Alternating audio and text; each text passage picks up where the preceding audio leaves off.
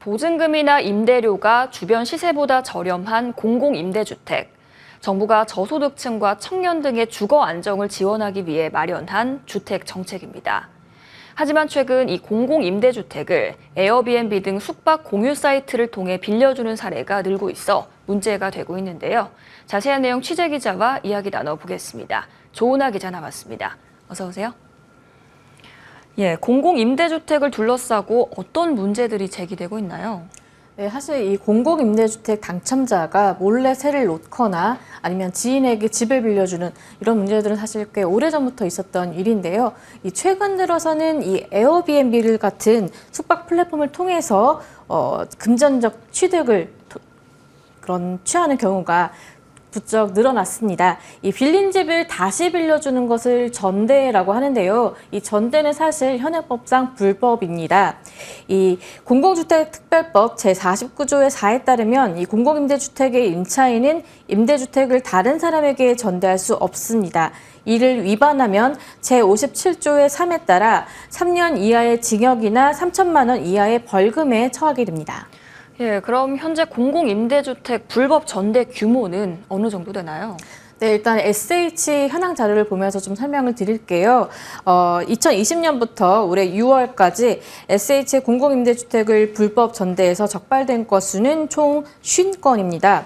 연간 단위로 보면 2020년에 19건, 2021년 9건, 2022년 6건, 2023년 9건에 이어서 올해 6월 기준으로 봐도 7건이나 되거든요. 이 중에서도 이 숙박공유 사이트를 통한 불법 전대가 8건으로 꾸준한 적발이 이어지고 있습니다. 사실 이 적발된 사례들은 신고를 바탕으로 하다 보니까 이 불법 전대 규모는 알려진 것보다 더 많지 않을까 추정되고 있습니다. 이 불법 전대 문제가 SH만의 문제는 아닐 것 같은데요. LH 상황은 어떻습니까? LH도 사실 비슷한 문제가 있습니다. LH 불법 전대 관련 현황 자료를 요청을 해서 받아봤는데요. 2020년만 해도 12건에 달했던 적발 건수가 2021년 4건, 2022년에 2건에 이어서 지난해에는 1건, 굉장히 부쩍 줄어드는 상황이죠. 이런 모습을 확인할 수 있습니다. 그럼 SH와 LH의 지금 적발 건수 상황이 다른데요. 이유가 있을까요?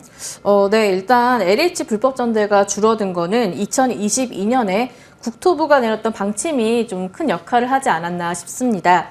LH와 SH가 에어비앤비라든가 직방, 다방과 같은 이런 업체들에게 임대주택 리스트를 보내면 이들 업체에서 리스트를 확인하고 삭제를 하는 식으로 관리를 해왔는데요. 다만 직방과 다방 같은 경우에는 이 조치에 협조를 해왔지만 에어비앤비 같은 경우에는 협조가 이루어지지 않고 있어요. 그래서 여전히 불법 전대가 이루어지고 있는 그런 상황이고요. 그렇다면 왜 SH가 특히나 불법 전대가 계속 이루어지고 있느냐를 좀 본다면은 아무래도 서울은 주거비가 좀 비싼 편이기도 하고요. 또 임대 아파트를 불법 전대를 하다 보면 수익이 많을 수밖에 없다 보니까 좀 더 시도가 이루어지고 있고요. 이 사각지대 상태인 에어비앤비를 통해서 불법 전대를 시도를 하는 경우가 많을 것이다. 이런 해석이 있습니다. 이 불법 전대가 적발이 되면 3년 이하의 징역 또는 3천만 원 이하의 벌금을 물게 되잖아요. 그런데도 이 환수가 제때 이루어지지 않고 애초에 단속조차도 쉽지가 않다고요. 네, 맞습니다. 불법 전대가 적발되면은 임대차 계약은 해지가 되고 바로 퇴거를 해야 합니다. 그런데 이 임차인이 퇴거에 불응을 하고 버티게 되면은 명도소송으로 이어지게 되거든요. 이 명도소송을 거치면서 실제 주택 환수까지 3년이나 걸리는 그런 사례도 있었고요. 게다가 에어비앤비를 통해서 불법 전대를 단속하는 게 좀 한계가 있다 보니까 조치가 좀 시급하다는 목소리가 나오고 있는데 인터뷰 좀 보시겠습니다. 실제 적발된 경우보다 훨씬 더 많은 불법 영업이 지금 판을 치고 있을 거다 이렇게 생각이 됩니다. 그래서 영업자와 이용자 교육이 지금 필요하고 체계적인 단속이 필요합니다.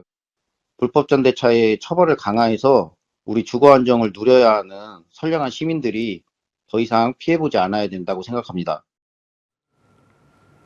네, 일단 서울시와 SH에서도 이제 해당 문제점을 인지를 하고 있고 또 법이나 제도적인 측면에서 다방면으로 좀 검토를 해서 조치를 할 계획이다라고 설명을 했거든요. 그래서 앞으로 상황은 조금 더 지켜봐야 할 것 같습니다. 예, 이 불법 전대 문제를 뿌리 뽑을 수 있는 강력한 조치가 필요해 보이네요. 오늘 말씀 잘 들었습니다.